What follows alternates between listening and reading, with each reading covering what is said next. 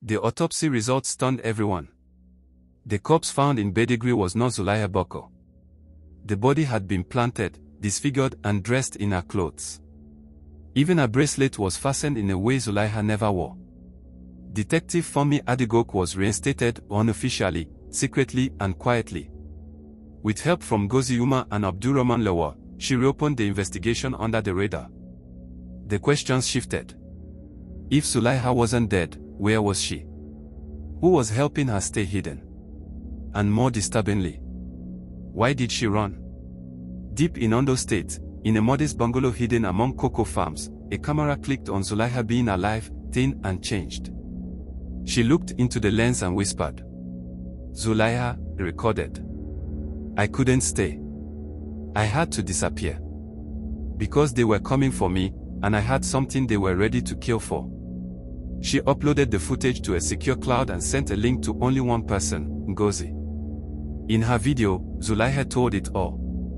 She had compiled a digital ledger, recordings, bank transfers, confessionals, chat transcripts, evidence linking Obinna Daramola to an elite trafficking ring. Politicians, bankers, judges, names that would implode the very fabric of Nigerian society. But when she got too close, they came for her. Her decision to fake her death wasn't desperation. It was a war. Zulaiha had learned the rules of the elite: if you want justice, you can't wait for it. You must build it yourself. Together, Funmi, Ngozi, and Abdulrahman devised a risky plan. Zulaiha would return to Lagos, in disguise, just long enough to leak everything through an anonymous drop. But Obinna wasn't hiding anymore. He was preparing. In the shadows, he'd consolidated his network, hiring ex-military enforcers, securing new identities, even gaining international political asylum through a foreign syndicate in Cotonou. He knew Zulaiha would strike, but he planned to strike first. As Zulaiha stepped out of the drop-off point in Ikeja, two masked bikers opened fire. She ducked. Funmi returned fire. Ngozi drove the car through back alleys, engines roaring with desperation. Zulaiha was hit, grazed to the shoulder. But she survived. The footage dropped successfully and it hit the dark web within 12 hours. And then, the world exploded. What followed was the largest elite scandal in Nigeria's modern history. 9 judges indicted, 4 ministers arrested. And Obinna, caught on live security footage at a luxury hotel in Dubai, just moments before he fled using a forged diplomatic passport.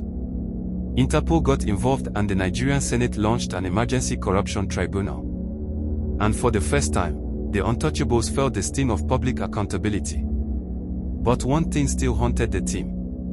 Why had Obinna smiled in that last hotel footage? Obinna's final act wasn't escape, it was revenge. He had planted ransomware across Zulaiha's ledger network. On the day it went live, over 1,000 government databases were corrupted, hospital systems crashed, voter records erased and security grids shut down for 45 minutes. He left behind a single audio message. Obinna, recorded. "You wanted to expose me. Now watch your nation burn." The chaos forced unexpected alliances, private hackers, rogue whistleblowers, and retired agents.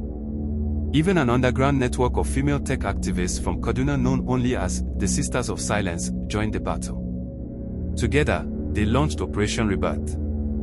The plan was to restore the evidence, resecure Nigeria's digital grid, and take down Obinna once and for all. Zulaiha led from the shadows, Funmi worked on frontline investigations while Ngozi broadcasted the truth through an encrypted podcast that garnered 12 million listeners in 3 days. And Abdulrahman. He betrayed his oath and went directly to the International Criminal Court, ICC. Abdulrahman going to the ICC symbolizes him bypassing Nigeria's potentially compromised legal system to seek international justice, especially for crimes committed by powerful elites that involve cross-border corruption and human trafficking. Using intel from the Sisters of Silence, the team tracked Obinna to a mansion near Cotonou's lagoon. They infiltrated and shots were fired. Obinna tried to flee by boat, but Zulaiha was waiting. "Zulaiha, calmly. Remember when you said I couldn't win? This is checkmate." She pulled the trigger, not to kill but just to wound him. He was captured, bloodied and screamed while being recorded, confessing to everything. Obinna Daramola was extradited, tried, and sentenced to life without parole. Zulaiha. She disappeared again, this time, by choice. Funmi was promoted to lead Nigeria's first task force on elite exploitation. Ngozi won the International Press Freedom Award. Abdul Rahman. He lives in exile, under UN protection. And the ledger? It remains public. A living archive of what they survived. A warning and a monument. This wasn't just a crime story. It was a reckoning. A reminder that sometimes, truth is buried so deep, only fire and courage can pull it out. And Zulaiha Bako became the spark that lit that fire. The dark truth of time immemorial.